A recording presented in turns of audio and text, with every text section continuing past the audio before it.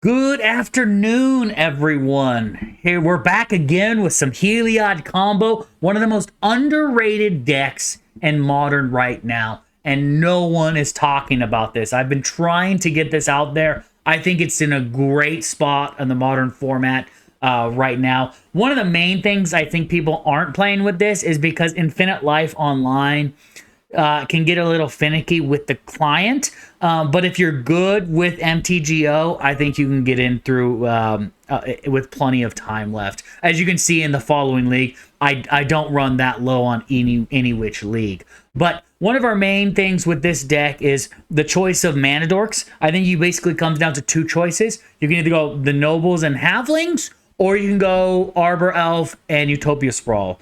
Either one's not wrong, but I do feel as though the Delighted Halfling has overperformed, and that being able to make legendary spells uncounterable, such as Heliod, Rosie, and the One Ring, does make a massive difference, and that's probably why I do it. You can splash blue and take out a few cards, but I think this is the green-white's the best option, just because that means you can throw in the Horizon Canopies if you get too mana flooded.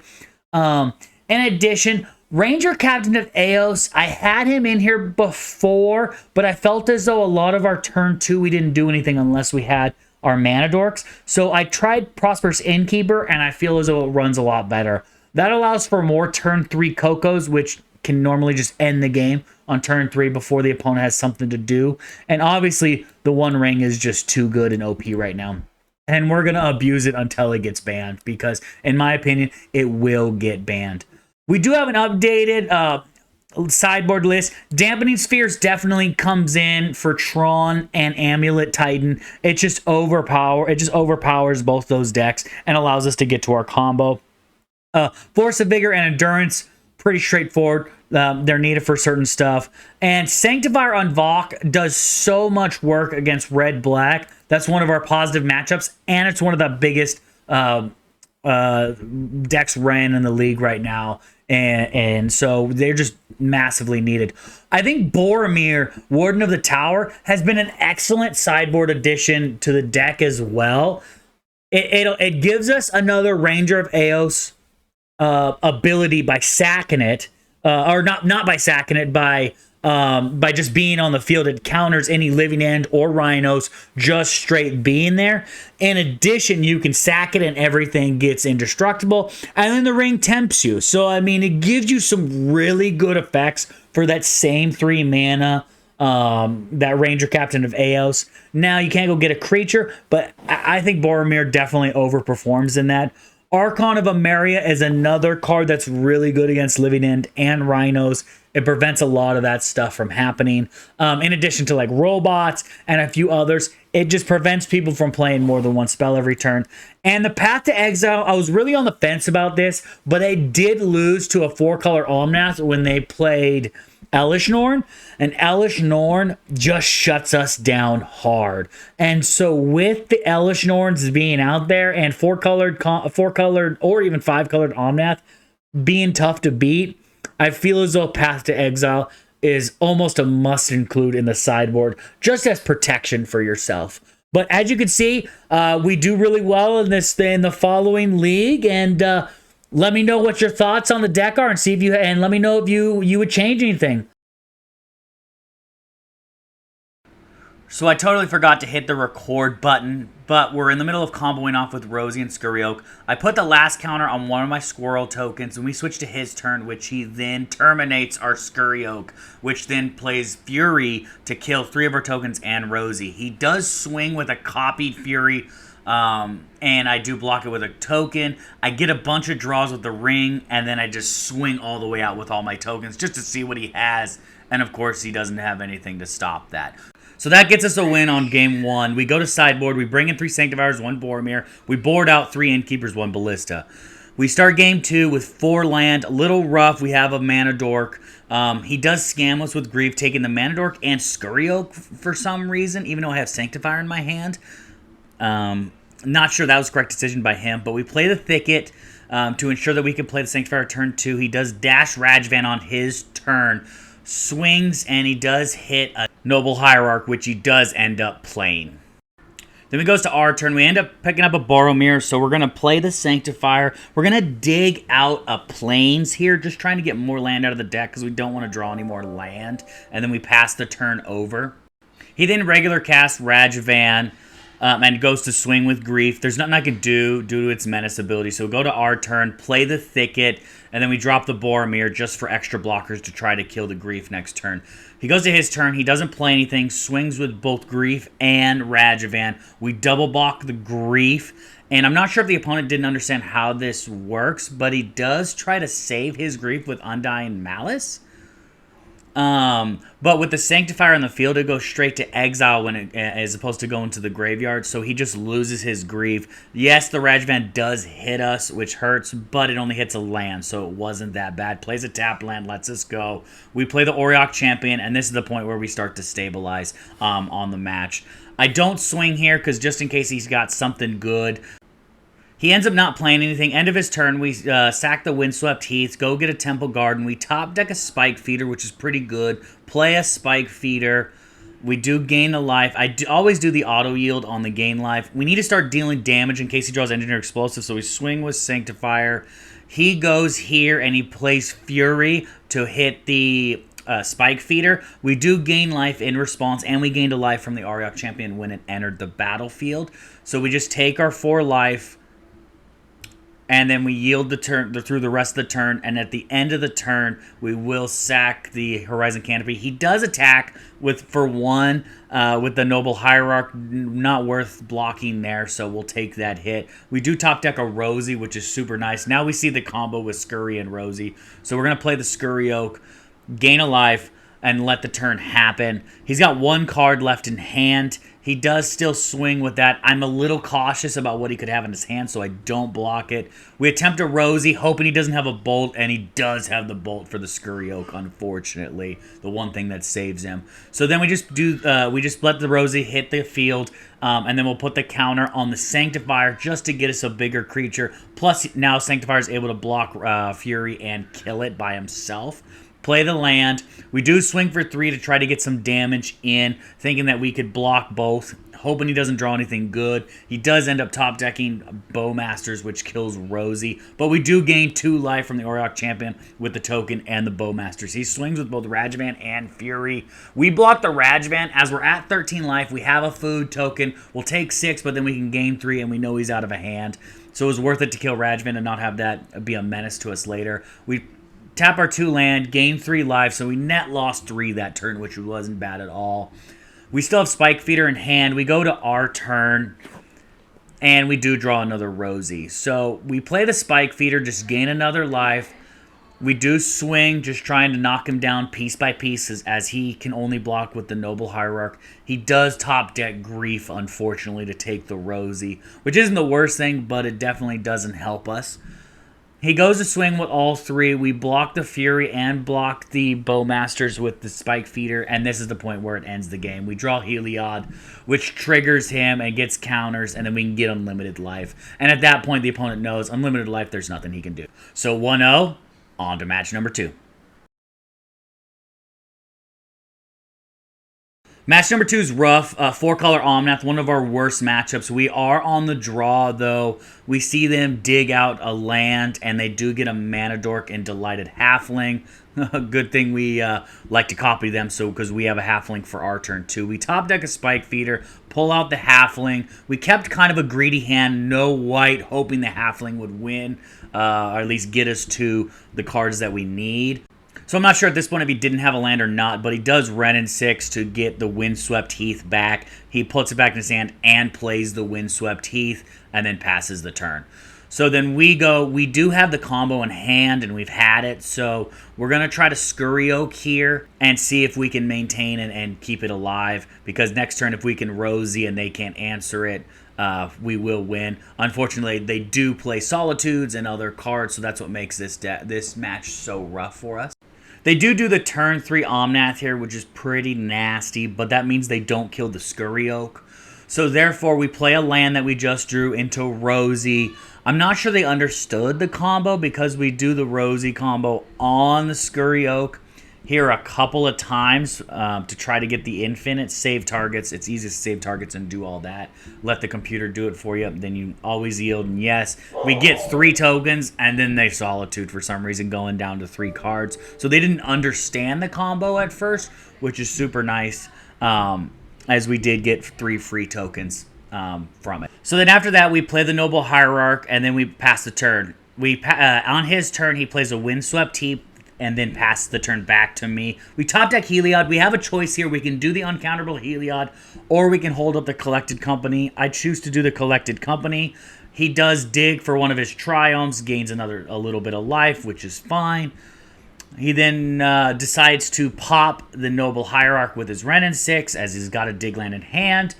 He doesn't dig. We take the 4 damage, and then proceeds to play a second Omnath. So then at end step, we do Coco him, drawing a lot of 6 cards that we can choose from. We do choose 2 Auriok Champions, as we have the Heliod. We play the uncounterable Heliod, and knowing that we're playing a lot of control, and we end up putting counters on both of our champions when we play the Heliod from the life gain. We know we can't let him keep the Wrenn and 6 on the field, or else he'll just gain too much life, and he'll just take too much lands out of his deck. So we swing with everything at the Wrenn and 6.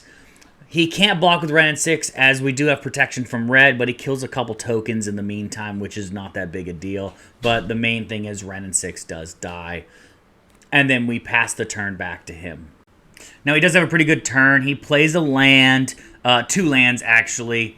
And then he Prismatic Endings our Heliod into the 1 ring, which gives him protection for a turn, and starts loading up his hand.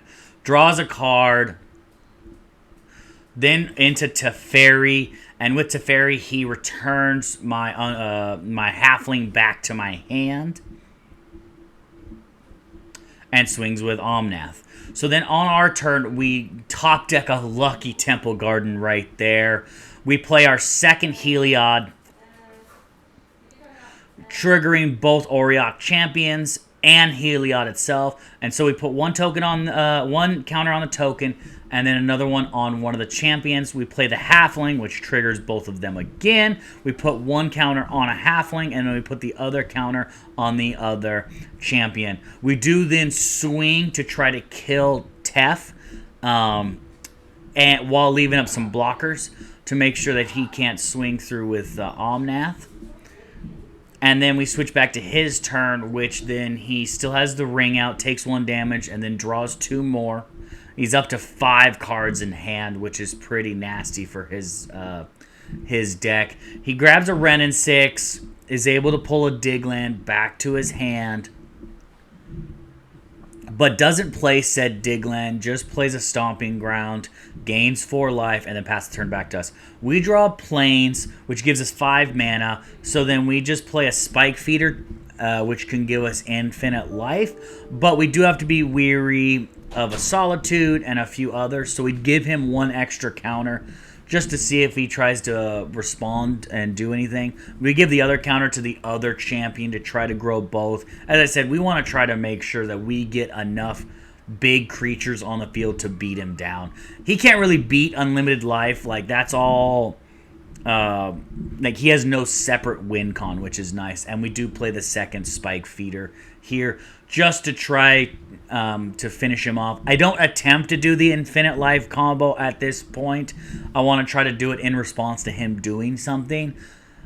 Especially with 2 Spike Feeders on the field, I feel pretty good about this game at this point. It just depends on how long he wants to prolong this whole time on this.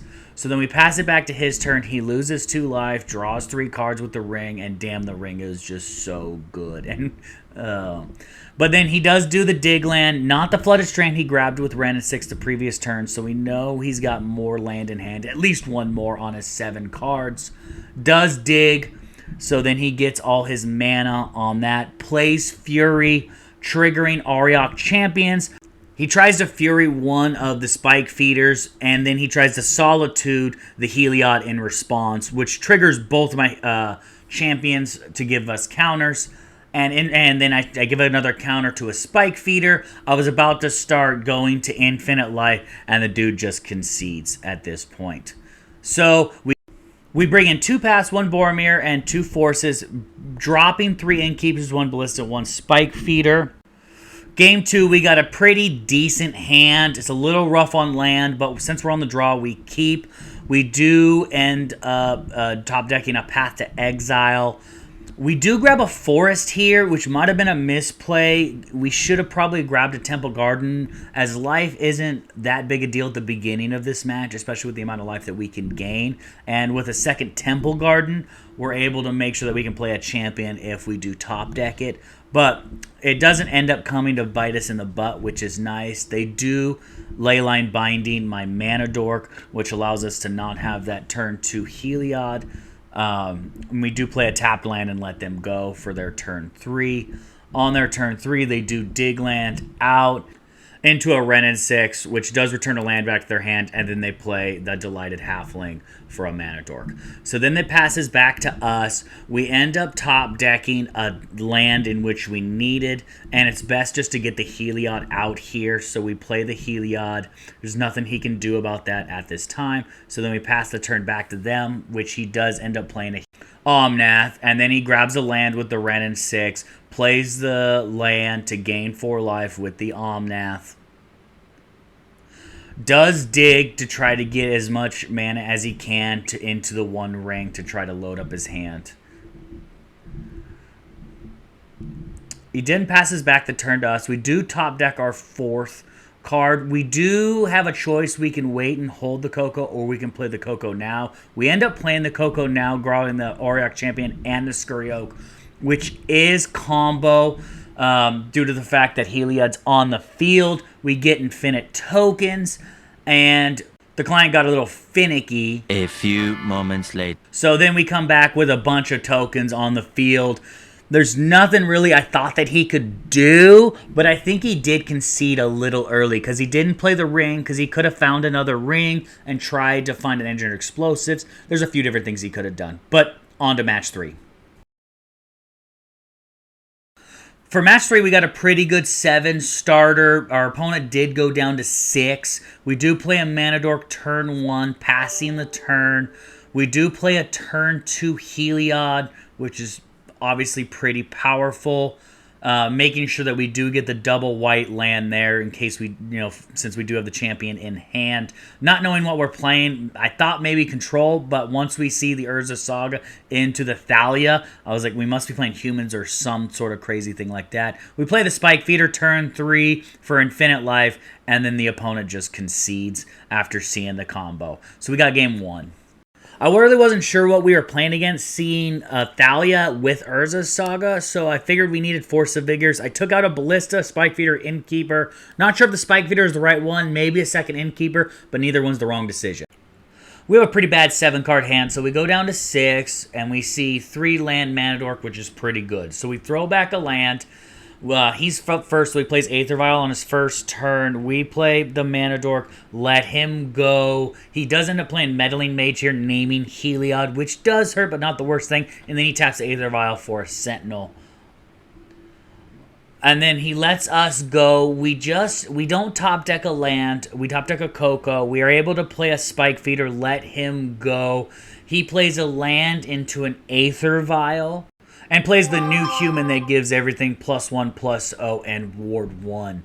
So we top deck a Mana Dork and Noble Hierarch, so we play that and then pass the turn. He does play an Unsettled Mariner, which does hurt, swings through, and we just take the damage. We do top deck Heliod. We can't play it due to the Meddling Mage. We do play Coco, getting Auriok Champion and Scurry Oak. End of turn, he plays the human that creates humans when you attack. Swings with everything. We do gain some life off the Auriok Champion, and then he does dash in at Thalia's Lieutenant, which gives everybody a counter. We do sack the 2 counters off a Spike Feeder after blocking his big guy, keeping us alive by 2 life. We do have the Rosie in hand, so we play Rosie. He doesn't see the combo at first, so we start playing it out, and then boom, he just ends up conceding. It's a really easy matchup for us. They have minimal interaction, so we're on to game 4. All right, match 4. He starts the game off with Map and Urza Saga. I go Mana Dork. It's pretty tough. I'm pretty sure we're playing Amulet Titan at this point once we see the Mycosynth Gardens. I play a turn 2 Heliod, and then he just ends up going off here on turn 3 with the Amulet of Vigors and everything like that. Just nothing I can do. You know, he grabs the Souza off of the Summoner's Pact into the Titan, into Double Strike and Haste and Vigilance, and it just got overwhelming, and obviously he just wins on his turn 3. Nothing I could really do. So we just kind of let him do his thing. I put him on autopilot and then just take the L there. So then we go to game 2. We put in 2 Dampening Spheres, 2 Path to Exile, 3 Force of Vigors. We're taking out 1 Rosie, 1 Ballista, 2 Champions, and a Scurry Oak. I really like the Dampening Spheres in this matchup as they can really help us try to get there. All right, game 2. We have a pretty good starting hand with 2 Dampening Spheres, so I'm feeling pretty good in this. He does do a turn 1 Mycosynth Lattice into the Amulet, so then I just go and I dig. I make sure to get a second Temple Garden to make sure I have the double white. He does play Explore into the Simic Growth Chamber. Not too worried about the Simic Growth Chamber due to this Dampening Sphere. We play the 3rd Temple Garden here into the Scurry Oak, hoping it lives. The only thing that can really save him right now is Dampening Sphere. Luckily for us, all he does is he plays the Grazer right here into another Simic Growth Chamber, which obviously we're not worried about with the Dampening Sphere. And after that, he just passes the turn back to us. We top deck another ring, which could be helpful, but we just play the Rosie here. He does not interact with Rosie or Scurry Oak, so we do our combo. A few moments later. And he concedes. So on to game 3. All right, game 3 on the draw against Titan. We got a pretty good hand. He leads off with Urza's Saga into Amulet. Very powerful. I have Force of Vigor, no green card, but I do top deck a Mana Dork, which I do believe it's worth it to sack it. So I use Force of Vigor on his upkeep for the Saga and the Amulet. So then I pass through the turn. He does end up having a second Saga. So we top deck a Delighted Halfling. We're going to hold up the Path to Exile for later. Definitely a positive thing to have against them. We do top deck another Force of Vigor. I think it's worth it to start killing the Urza Saga now. Could have waited to get greedy, but I don't want them to do anything crazy in response. So we slow them down as much as possible. We end up top decking another ring, so we play that ring. Tap it, draw a card, and we do draw Scurry Oak, and we have Rosie in hand, so it's looking really good right now. Tap the ring again, draw 2 more with the Dampening Sphere, super powerful. So we first play the Scurry Oak, and then we follow it up with the Dampening Sphere. Make sure to do it in that order, because then you wouldn't be able to play it, because Dampening Sphere would prevent you. So we end up going, he just plays a land and passes. We tap the ring again, play Rosie. Unfortunately, he does have the Dismember, so we put the counter on the Dork. Unfortunately, end of turn, he Bosejus the Dampening Sphere, which is a little scary, but we are holding up the path. He plays a tapped land, returns the land to hand. I draw again with the ring. See another Dampening Sphere with a Coco. Coco gives us Innkeeper, or gives us Spike Feeder and Heliod, which is basically infinite life. I try to go for infinite. He tries Dismember in response. I pay our food token cost, gains us 3 life, which puts a counter back on the Spike Feeder from the Heliod, and then we attempt to go infinite life again, and then he just concedes. Having that food token from Rosie was huge. That got us. We're 4-0. Can we get 5? For all the marbles, match 5. We keep an interesting 1-land hand. He does end up bobbling turn 1 into Polluted Delta and pays for Steam Vents. I think my Mobile Hierarch is going to get killed as soon as I play it, but fortunately, he just lets that happen. He then does another Polluted Delta. I do top deck the land, which was like the perfect draw. So I play a Auriok Champion. He tries to drown in the lock. The Hierarch, I tap in response to put a Forest down. Champion into the Halfling, which does gain me another life. And then we pass the turn back to him. He goes, plays another dig land, digs out into a blood crypt, and does play a death shadow, which is perfect for Auriok Champion. Our turn, we do play out Heliod. In response, he plays Bowmaster and pings my life. I do gain 2 life off of the Bowmaster with the Auriok Champion. And then he does go into the Expressive Iteration, exiles that Polluted Delta, plays it. We top deck the Ballista. I thought it would get killed, so I played the Innkeeper in response, put a counter on the Auriok Champion from the Heliod. Then I play the Hierarch here. He then goes and digs out for his Polluted Delta, allows the Hierarch to enter the field, triggering both the Innkeeper and the Champion, giving 2 counters to my Champion on this turn. So then we pass the turn because we're not ready to attack yet. He plays another Bowmasters, which is going to trigger my Auriok Champion again, which puts my Auriok Champion up to a 5. So now I know that he has a two-turn clock, especially with me having the ring in hand, which is going to be uncounterable with the Halfling. So then we just play the ring, get a free turn basically, draw a card.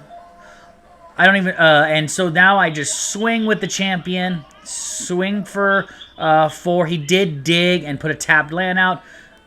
Tap the ring. I have protection, so he does end up killing my Halfling with his Bowmasters on that. He then takes his turn here. He plays out a Channeler, gain another life, put another counter on him. And then he plays out an Underworld Breach. And at this point, I don't see anything else that I'm really worried about, so he just does bobble a couple of times. So right here we can see that he bobbles, and then he bobbles again.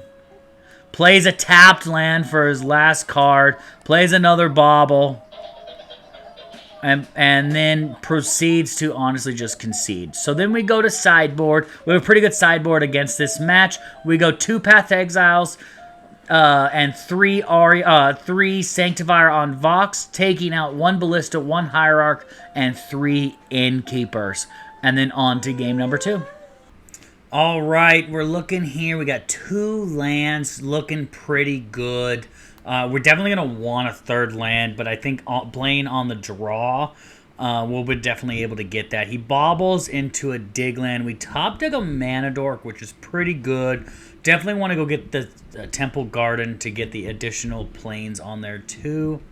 Yield through the turn. End of my turn, he does shock in a Watery Grave. Doesn't kill the Mana Dork though. He does play Bobble again into a Blood Crypt, and he pays the life for it. Top deck Heliod. Great top deck. Definitely want to go get another Temple Garden. Play the uncounterable Heliod. And then in response to Heliod, he does flash in Bowmasters. Doesn't overly matter. We do take a damage there. And then he swings with both his Bowmasters and his token. After that, he ends his turn. Moves to us. We did not draw a land. Luckily, we still do have 3. We attempt to do our Spike Feeder combo here, but he does, unfortunately, have the Dress Down, which really puts us massively behind. I hadn't ran into that before, but I did find out that that does kill Spike Feeder off rip there. So we pass the turn back. He does lay a mountain down. Unholy Heats or Mana Dork, and then goes to swing with his Bowmaster and token. Really puts us in a massive bind here. We're down to 9 with no creatures. We top deck a beautiful land that we needed right there. We play out the Scurry Oak. And he does play another Bowmasters on my end step. We're really far behind here. He's got 4 power on the board, and I'm at 8 life. I prefer not to have to block with my Scurry Oak here. He does shock in another land, and then Unholy Heats the Scurry Oak. Puts us down to 4. And then plays a Death Shadow. So we're dead on board. We need to draw a land for Collected Company, and we draw a Thicket, which obviously comes in tapped. My only hope here to try to win this game is to Path to Exile his token on upkeep or somewhere during his turn, and then him not be able to lose life as I can only take 3 damage, obviously. So he goes and gets his land, which was a swamp. He does end up having the Thoughtseize, which knocks me down to 10, which does buff the Death Shadow and causes us to be dead on board. So for us to knock out this 5-0, we're gonna have to do some work on game 3, but I think we can handle it. All right, we got the play here on game 3. 3 land with a Sanctifier on turn 2. Play the Thicket on turn 1. Followed up with him playing Blood Crypt into a Rajavan. Perfect play for us. So then we're able to just Horizon Canopy here into the Sanctifier on Vok. And then we pass the turn back to the opponent, where they play a Bloodstained Mire into a Thoughtseize. They do end up taking Coco over the Ring. Not sure that was the correct decision. They do play a Bauble and pass the turn back. We play the Thicket, which allows us to play the Spike Feeder. We are drawing quite a bit of land, so we're hoping we don't hit too much more land drops. End of turn, they do sack the Bloodstained Mire for Watery Grave into a Polluted Delta on their turn. And they go get Steam Vents. They shocked all those in. They do play a Death Shadow on their turn and pass it over. So we draw Collected Company, great top deck, and end of turn he flashes in Bowmaster. So in response to that, we Coco here, which we do hit combo Scurry Oak into the Rosie. We can see here that he sees it. We do, but he doesn't concede, which was very interesting to me because I didn't know what he can do to get out of this. So right here, we start getting our tokens out. A few moments later. And then we come back to having almost 50 tokens. And the goblin ends up just dealing a damage to me itself. I'm surprised on why he didn't hit Rosie there. That would have been a good target for him. On his turn, he plays EE.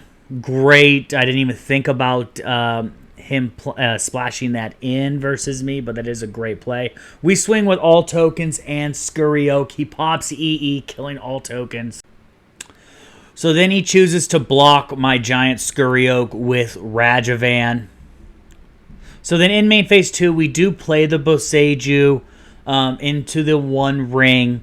He does have Bowmasters on the field, so that concerned me a little bit, especially with minimal life gain on the field, because we do have the Spike Feeder, but I didn't want the Bowmasters to get out of hand, and I'm not too worried if I give him a land this turn just because we have the blocker with the Sanctifier. So we do exile the Bowmasters before we tap the ring. He goes and gets a Swamp. We tap the ring, and unfortunately all we get is a land.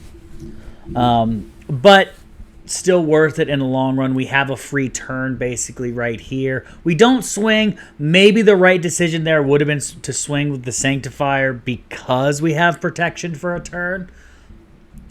And then he plays EE on 3, which is pretty nasty to stop the Scurry Oak and to stop the Spike Feeder. So we tap the ring, and we draw another ring and Scurry Oak. So we swing with Scurry Oak right here, and he does block with another Rajavan on that. We end up playing the second ring, sacking the first one. And then we draw another card into Auriok Champion. That's going to be great next turn. So to be a little careful, we hold off on that. Since he pops the EE on 3, we gain our little bit of life with the Spike Feeder, just to kind of help us stay alive, since we're going to lose every creature except for Sanctifier at this point. He does pass the turn from there. We top decked another Sanctifier, and we have the champion in hand. So first we'll play the champion.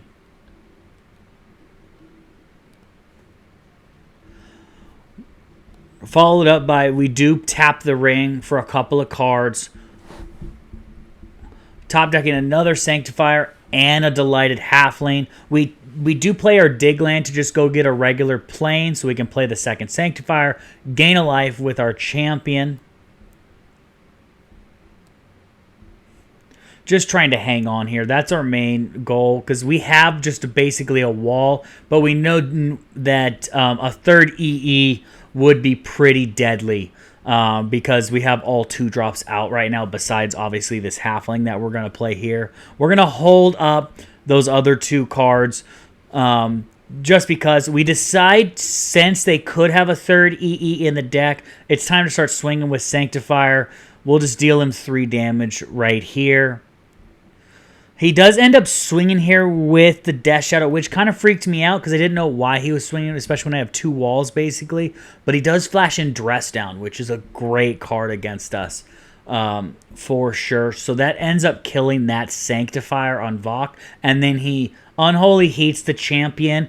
And right here, luckily, he doesn't have 4 card types in the graveyard or he would have killed my Sanctifier. So he has to kill the Halfling. So at the end of turn, we do sack the Canopy to draw a card. We do drop deck a Scurry Oak. And then with the ring here is what basically ends the game. Just because we got too many cards for him. It's going to be pretty much over. A second Sanctifier on the field, getting rid of a lot of his stuff. He's already down to 1 card in hand. And we have additional blockers in the form of a Squirrel token that we made with Scurry Oak. We knock him down to 4 here. At the beginning, at his turn, he draws a Turok and makes me discard 2 cards, which does scare me a little bit. But he swings with Death Shadow, and we're able to block with the Sanctifier to hold that off. And then his last card was a Channeler. So it comes down to our top decks here. I was pretty sure I did the math and he was dead, but just to kind of make sure he was gone, we top deck 2 Rosies with the 1 ring, and then we can just Rosie out since we have the Scurry Oak on the field. We had a lot of different options here to try to win this game on this play, but definitely the Rosie just straight ends it because there's no way he top decks another EE, and on top of not top decking the other EE, we have too many different converted mana costs on the field for him to be able to handle. A few moments later. And that locks down our third 5-0 of the season. 2 with Heliod and 1 with Green-Red Prowess. So hope you like the content and hope to like and comment down below. Let me know what you liked and didn't like. Have a great day.